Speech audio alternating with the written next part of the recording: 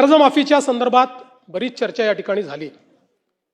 पहिल्यांदा तर अध्यक्ष महोदय, आपल्याला याची कल्पना आहे की कर्जमाफी हा एक परिस्थितीची आवश्यकता म्हणून आपण करतो। कुठल्याही कर्जमाफीने शेतकरी कधी श्रीमंत झाला नाही, तो होऊ शकत नाही। पण त्यावेळी शेतकऱ्याला क्रेडिटवर्दी बनवायचं, जेणेकरून त्याला सावकाराकडे जावं लागणार नाही, हे एक महत्त्वाचं उद्दिष्ट आपल्या कर्जमाफीचं असतं। आणि मी पुन्हा एकदा सांगतो की आम्ही विधानसभेच्या निवडणुकीच्या वेळी हा शब्द दिला होता, आम्ही कर्जमाफी करू। खरं म्हणजे आम्ही 2029 पर्यंत थांबू शकलो असतो, कारण सगळ्या निवडणुका जिंकलो आहेत आम्ही, कुठल्या निवडणुका बाकी नाही आहेत। पण आम्ही तसं केलं नाही। आम्ही ठरवलं की शेतकरी अडचणीत असेल तर त्याला कर्जमाफी दिली पाहिजे, आणि कर्जमाफीचा निर्णय आपल्या सरकारने केला। आता याच्यामध्ये आपण काय काय केलं तर कर्जमाफी असेल, एकवेळ समझोता असेल, प्रोत्साहनपर लाभ असेल। खरं म्हणजे एक गोष्ट मला अजून लक्षात आणून दिली पाहिजे की या कर्जमाफीच्या व्यतिरिक्त दरवर्षी हे सरकार आहे महायुतीचं 25,000 कोटी रुपये वीज माफीची देतं शेतकऱ्यांना। 25,000 कोटी रुपये दरवर्षी हे पैसे भरावे लागतात, हे माफ नाही होत, हे भरावे लागतात दरवर्षी। पहिल्या वर्षी 20,000 कोटी, 22,000 कोटी, 25,000 कोटी हे पैसे आपण भरतो। आणि एकूण जर आपण कृषी विभागाचा आजचा आउटले बघितला, सगळं मिळून वेगवेगळ्या योजना आणि देणाऱ्या सबसिडी, तर तो 95,000 कोटी रुपयाचा आहे। 95,000 कोटी रुपये। आणि हा कर्जमाफीचा निर्णय आपण घेतला। आपण राष्ट्रीयकृत बँका, व्यापारी बँका, खाजगी बँका, जिल्हा मध्यवर्ती सहकारी बँक सगळ्यांची बैठक घेतली, आणि या ठिकाणी त्याच्या आधारावर सगळा डेटा घेतला, आणि त्यानंतर मिळालेल्या माहितीच्या आधारावर पुण्यश्लोक अहिल्यादेवी होळकर शेतकरी कर्जमुक्ती योजना आपण तयार केली। आता असं देखील म्हणण्यात आलं की 12-13 हजार कोटीचाच लाभ मिळेल आणि 36 लाख शेतकऱ्यांवर अन्याय होईल। हे विधान पूर्णपणे चुकीचं आहे, हे योग्य नाही आहे। खरं तर 56 लाख शेतकऱ्यांना 36,585 कोटीचा लाभ देणारी ऐतिहासिक अशा प्रकारची योजना आहे। आता मी आपल्या लक्षात आणून देतो,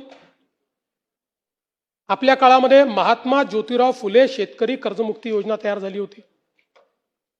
यामध्ये केवळ अल्पमुदत पीक कर्ज आणि पुनर्गठित कर्जासाठी 2 लाख रुपयापर्यंत ही योजना तयार केली होती।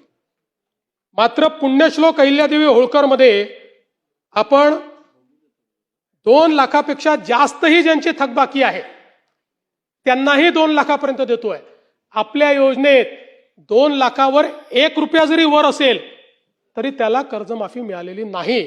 इथे 2 लाखाच्या वर असेल तरी त्याला आपण ती कर्जमाफी देणार आहोत। आणि आपण जर बघितलं तर महात्मा ज्योतिराव फुले शेतकरी कर्जमाफी योजना जी आहे, याच्यामध्ये 32 लाख शेतकऱ्यांना त्या ठिकाणी लाभ मिळाला होता। त्यापैकी बहुतांश शेतकऱ्यांनी पुन्हा कर्ज भरलेलं आहे, काही शेतकऱ्यांनी भरलेलं नाही। आणि म्हणून आपण ज्यावेळेस कर्जमाफीच्या संदर्भात निर्णय करायला घेतला, त्यावेळी आपण एक प्रवीण परदेशींची कमिटी तयार केली होती, आणि या कमिटीला आपण काही लॉंग टर्म, काही शॉर्ट टर्म अशा पद्धतीनं काही सूचना द्यायला सांगितल्या होत्या। त्यामध्ये सूचना देत असताना काही लॉंग टर्मच्या दिल्या, काही शॉर्ट टर्मच्या दिल्या, पण एक गोष्ट प्रकर्षाने त्यांनी मांडली। खरं म्हणजे बोलताना रोहितजींच्या ते लक्षात आलं नाही, ते असं म्हणाले की नैतिकतेवर शेतकऱ्यांच्या प्रश्न नैतिकतेवर नाही, त्यांनी त्या ठिकाणी जे मांडलं आहे, महाराष्ट्र एकमेव राज्य आहे की ज्या राज्यामध्ये 17 मध्ये कर्जमाफी, 20 मध्ये कर्जमाफी, 26 मध्ये कर्जमाफी, असं कुठेच झालं नाही। त्यांनी चिंताही मांडलेली आहे की बँकिंग सिस्टीमचं काय होईल।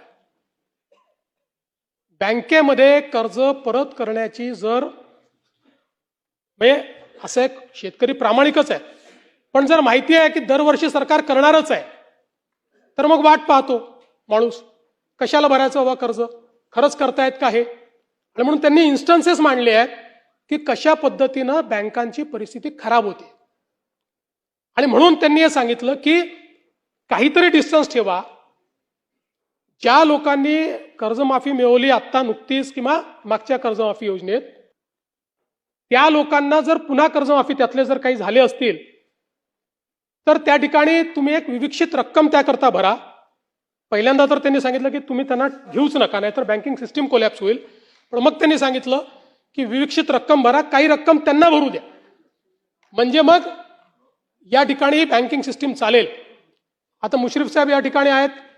मुश्रीफ साहेब आमच्या मंत्रिमंडळाच्या बैठकीत रोज सांगायचे की लवकर तारीख घोषित करा, कोणी कर्जच भरत नाही. आमच्या कोल्हापूर बँकेमध्ये रेग्युलर कर्ज भरणारे लोक होते, पण कोणी कर्जच भरत नाहीये. तारीख घोषित झाली, बरोबर भरले सगळ्यांनी, नंतरच्या लोकांनी कर्ज, आणि पुन्हा त्या बँकेची परिस्थिती. आज तुम्ही बघा, नागपूरची आमची बँक 90% नागपूरची बँक मागच्या घोटाळ्यात बुडली.